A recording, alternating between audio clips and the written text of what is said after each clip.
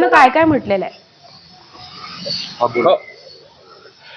कोर्टाने स्पष्ट म्हटलंय की 21 तारखेपर्यंत मतमोजणी घेता येणार नाही आणि स्वतः हे राज्य निवडणूक आयोगाने हे करायला हवं होतं अशा पद्धतीचं मत व्यक्त केलं. वकील या ठिकाणी आलेले आहेत.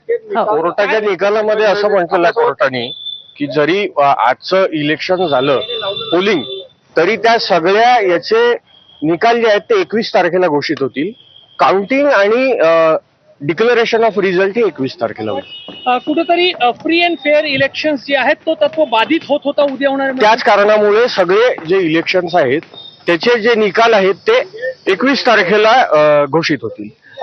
सोबतच 21 तारखेपर्यंत निवडणूक संपल्यानंतर अर्धा तास कुठले एक्झिट पोल देखील 20 तारखेचं जे पोल आहे त्याच्या निवडणूक संपल्यानंतरच अर्ध्या तासानंतर एक्झिट पोल हे डिक्लेअर होतील. आणि मॉडेल कोड ऑफ कंडक्ट जो आहे आचारसंहिता ही सुद्धा 20 तारखेपर्यंत कंटिन्यू राहील.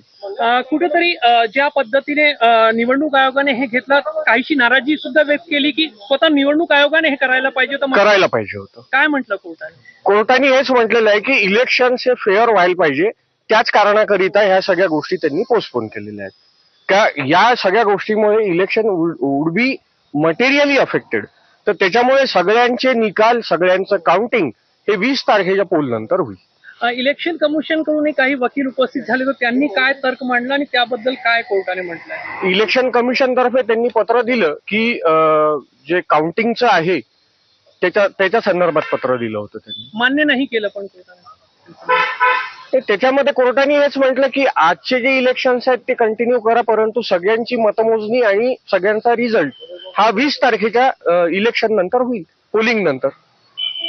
तर खूप मोठी बातमी जी आहे आकांक्षा